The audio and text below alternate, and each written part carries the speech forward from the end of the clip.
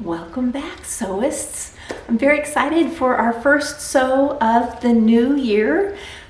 Quick fit check. This is Vogue, I think 1662. It's a Vogue pattern. I'll put the little title card and pattern number up here. It'll be linked below if you want to sew it. It's a super fast, under 30-minute project from cutout to finish. And depending on what you make it in, this one I didn't even hem. It's unhemmed because of the fabric that I chose. Love this pattern. So let's talk about what we're going to sew today.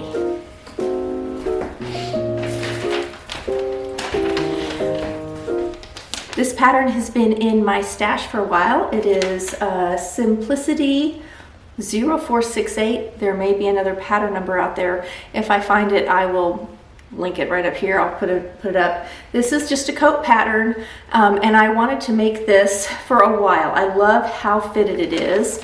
As Princess Seam Lines, it has this great big collar that can actually be pulled up like a hood, which she's doing right here. So cute. Really like it. Now, I originally it's meant for a lining, so this is like a traditional coat. You could make it quite warm by doing a quilted lining and underlining and putting a fleece in there, all the things. I found a Sherpa lined fabric, so I don't have to line it because it's pre-lined. So I'm not going to be sewing it directly exactly like they are in the directions because I have a fabric where I don't want to cover what is on the inside of my fabric. So let me show you the fabric real quick.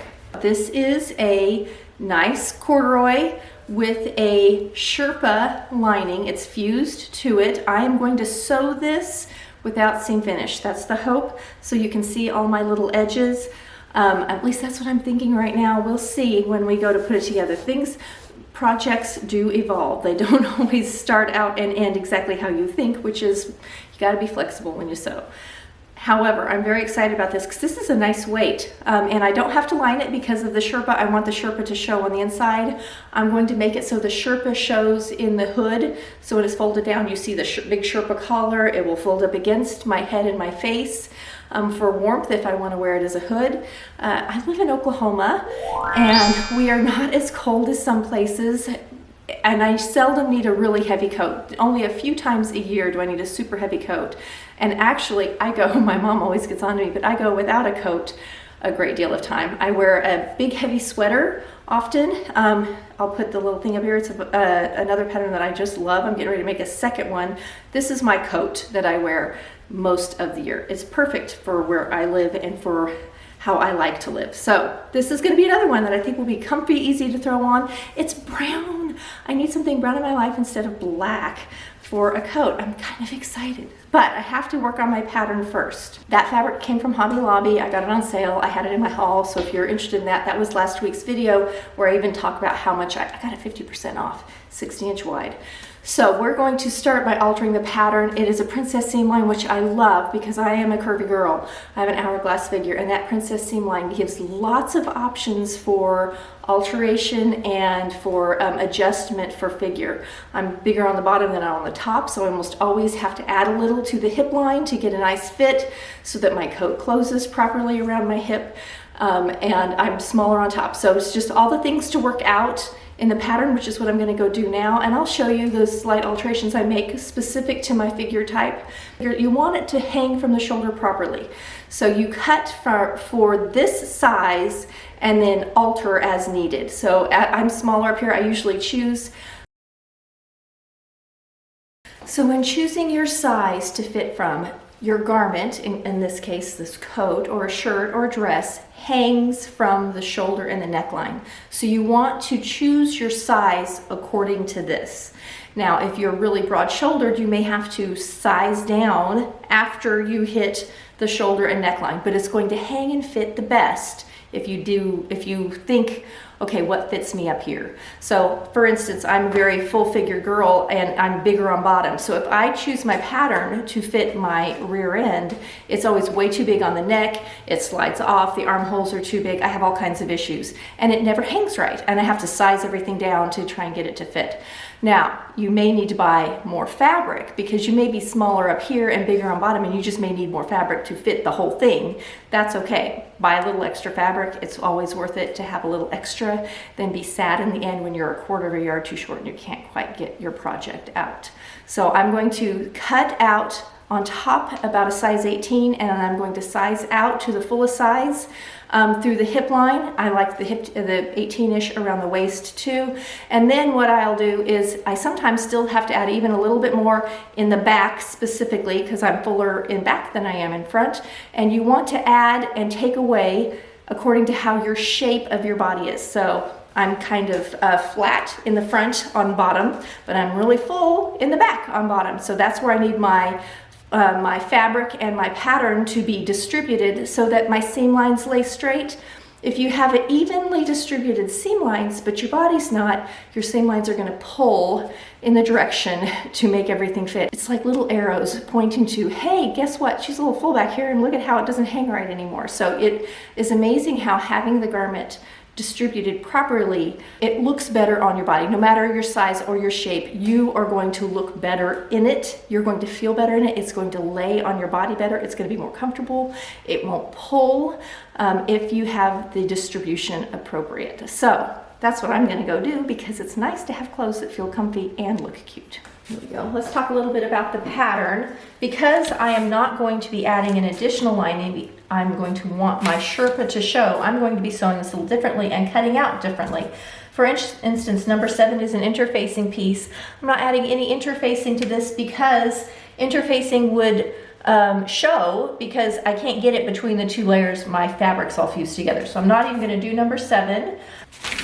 This zips shut, and I am almost positive I forgot to buy a zipper. I'm gonna have to go pick up a zipper. It also has like a fold back, self-facing along the front neck, which I have not decided, but I think I won't do. I think I want my edge to be different. So we may be making a few changes.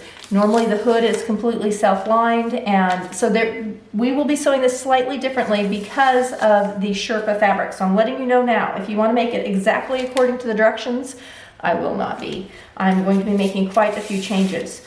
Now that I've got everything cut out, cut apart, I'm going to start pressing everything. I'm going to bring it back over here and show you how I'm increasing the hip line so that my pattern fits.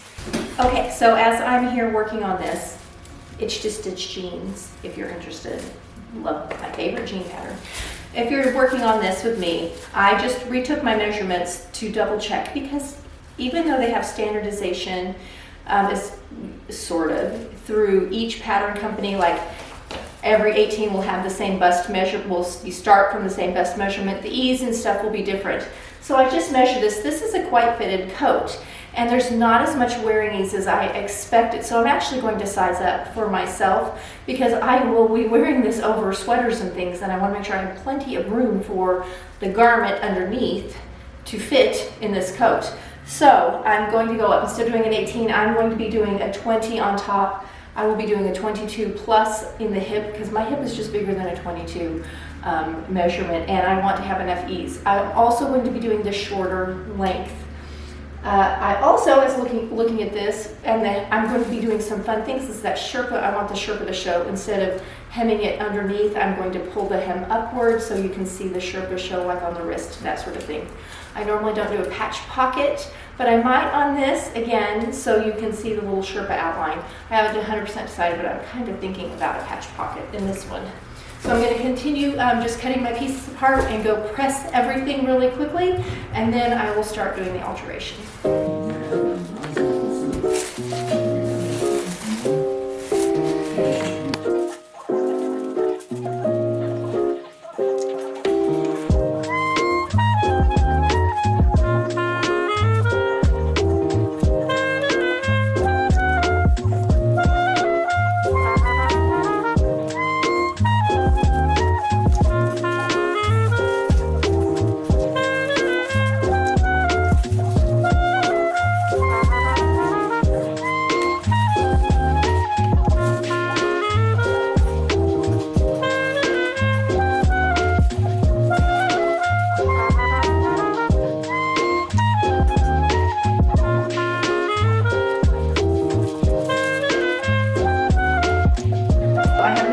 Cut anything down. They're all cut apart and pressed, And the first alteration that I've already made is to just shorten the sleeve. You can see it has two different lines for lengthening and shortening, and it really, you choose the one according to what you need. So for me, I want to keep all this fullness up here in the upper arm, make sure my sweaters fit underneath there, so I'm shortening at the bottom near the hem.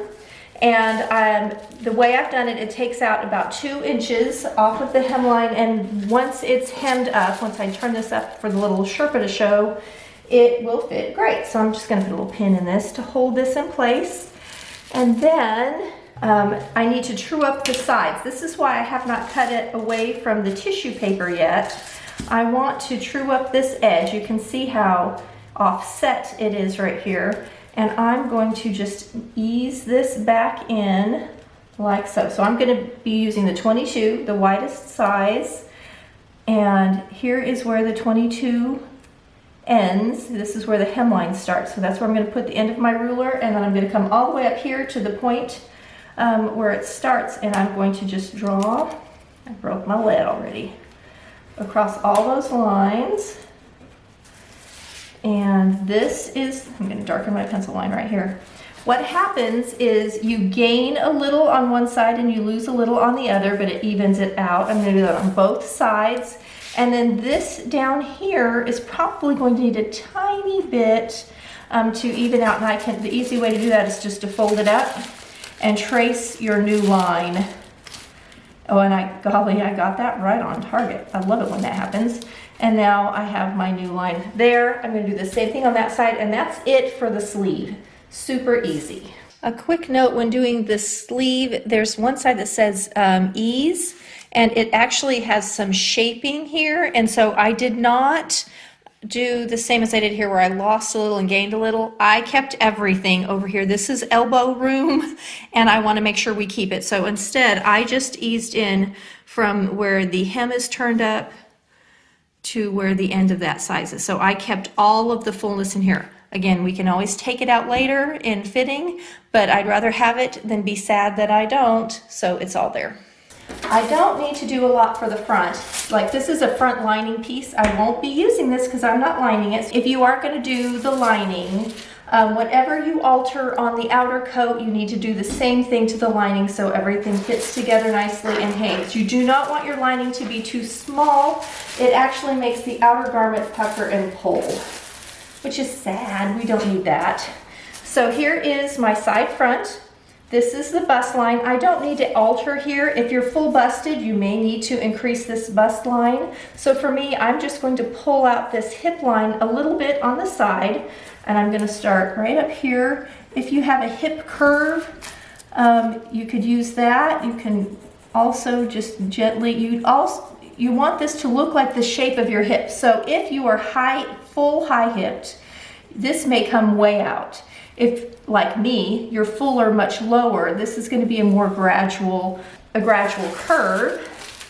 I'm going to add a little bit, and I can, just by eyeballing it, that's about a ½ inch. That's exactly ½ inch there, and it's just a little bit full right there, and then it comes down into a ½ inch. So I've added a ½ inch, which would be a ½ inch on each side, is a full inch in the front that I've added to the hip line. Now I'm going to work on the back. Don't need to add to the center front piece at all. So here's my side back. Now I'm not adding, I'm going to add a little bit here, and then I'm going to add a little bit here, because this seam, this is the center back of the rear. This is like right over the middle of your rear end, and this is where I'm the fullest, so I want to add back here. So I'm going to actually add some paper to both sides of my pattern real quick. Okay, so now I have added a little bit of paper to each side. It's all taped on, and I have traced exactly using I did my side front, and I've added to the side, so I've done the exact same alteration to the side back where these two match up. So this is the same shape, and it's ready to be cut. And now I can go ahead and cut out. I always do this. Now everyone sews differently, and there is not one way to do anything, but I like to cut my pattern out before I apply it to the fabric, because I make less mistakes. So now you can see this is what I've added to my side seam. So currently I have added 2 full inches, and then I'm on the side, front and back. And now in the center back, I've added another 1/2 inch at the hem, so it's the widest at the hem, which is close to where my fullest hip is, and you can see it eases back in, and I still have to do that same alteration on this side.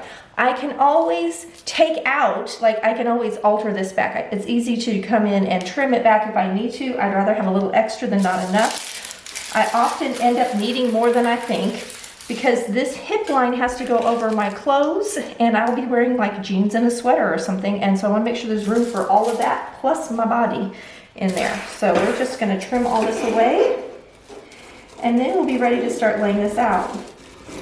Because I chose a corduroy, it has a nap. Corduroy and velvet are napped fabrics. A lot of fabrics are, which means I cannot flip my pattern pieces.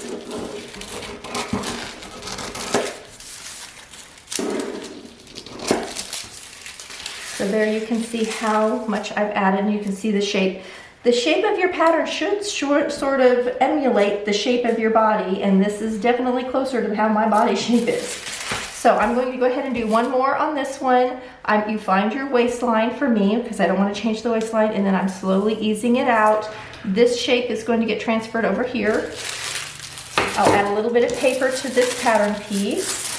You lay them on top of each other where they will get sewn together, and then I will transfer this shape over, and we'll be ready to start cutting in our fabric. All right, I am laying out. I have 3 yards of this. It's 60 inches wide, so you can see how much I have left over. I have still a sleeve to lay out, but I'm going to have quite a bit left, and I'm excited because I think my hubby might like a little vest out of this. We'll see, though I can't imagine us going around matchy-matchy, but he still might want a vest. So I've got my 2 pieces that need to be on the fold, my collar and my center back, and then I have my side front, my side back, and my front.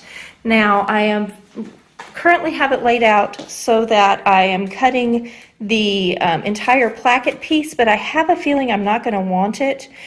So I may come back and fold it on this line right here. This is the fold line where you would fold back the placket. I may go ahead and cut it on this fold line so that I have this little furry edge showing along the front edge. I kind of think that's what I'm going to want to do. So the nice thing about corduroy is our little line here is our grain line. So I can actually use that line to help me with my grain line to keep everything nice and straight. Corduroy is a stripe. You want to keep this on grain. It's going to show if you don't. So that's where we are. I just have to add a sleeve and we're ready to cut out. I have it double layer over. It is heavy. I am not going to be using my rotary cutter. I will be cutting this with my scissors, just taking my time because it's going to be a workout.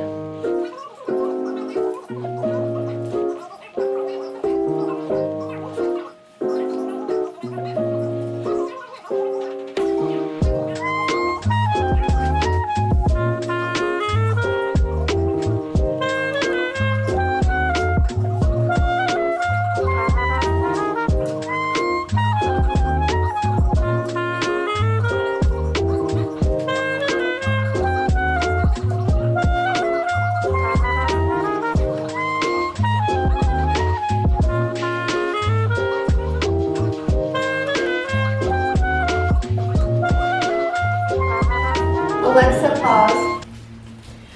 When you're laying this out, make sure you don't flip pattern pieces if you have a napped fabric or if you have a directional pattern. In this case, I have a corduroy and it is napped, and it also has a stripe, so I want to make sure that my tops are all on the same end and my bottoms are all on the same end, and it'll just make everything look better when sewn together. Otherwise, you might get a panel that looks lighter or darker than the rest of the garment because of the nap. Or if you have a directional fabric, you can end up with your horses upside down or whatever, your flowers upside down, which we don't want that either.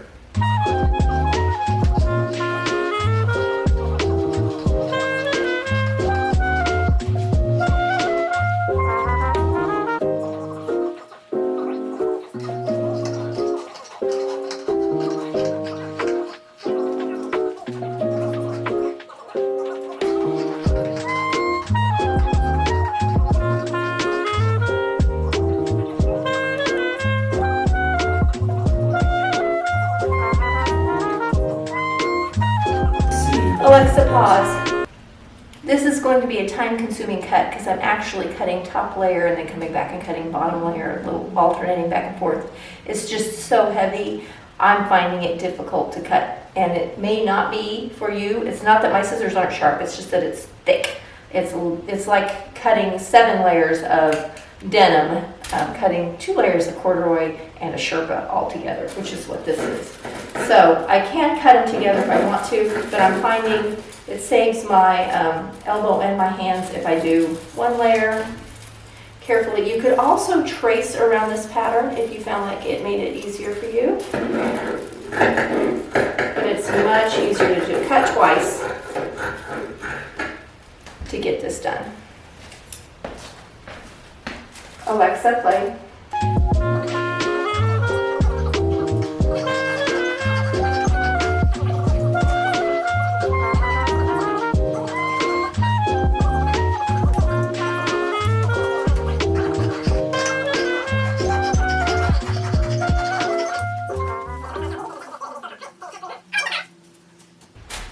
Okay, I'm just going to cut for a bit, and I'll talk to you when I'm done cutting. If you're interested in what I'm listening to while I'm cutting, I'm listening to Rack and Ruin Rack and Rune, it's like a runestone, by Charlotte McLeod on audiobook. It's quite an old book, but I love Charlotte McLeod. Definitely one of my top 3 favorite authors. I've listened to it many a times, but it's nice company while I'm doing something like this. Oh. So cute. Okay, Alexa, play Rack and Rune audiobook.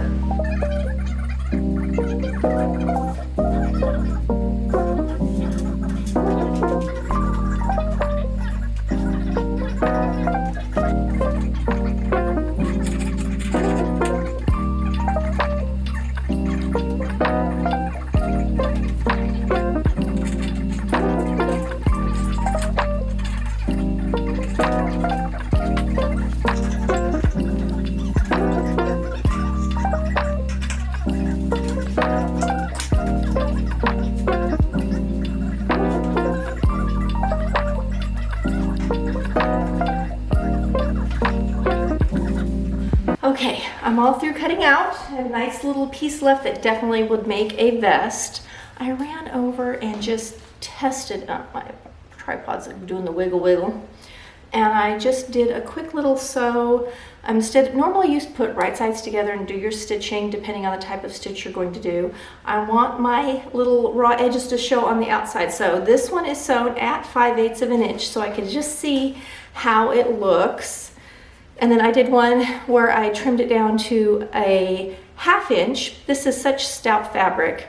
It could almost be reversible. Look at how cute that Sherpa is with the corduroy on the inside. So anyway, I'm going to sew mine together.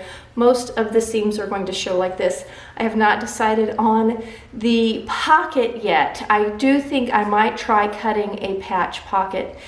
There's not one included in the pattern, so I may be just making a little patch pocket for this instead of trying to do a pocket on the side seams so I can have my seams show. It's just going to be easier, and I think it would also be really cute. That is where I'm going to stop for today. I've got everything cut out and ready to go. I need a zipper. That's like one of the very first things, so I've got to get a zipper before I sew again, and I don't think that's going to happen today. So I'm going to just stop here. I will see you next week as we sew this all up. We're going to start with the zipper, which I have to go buy next. See you next week for another fun video.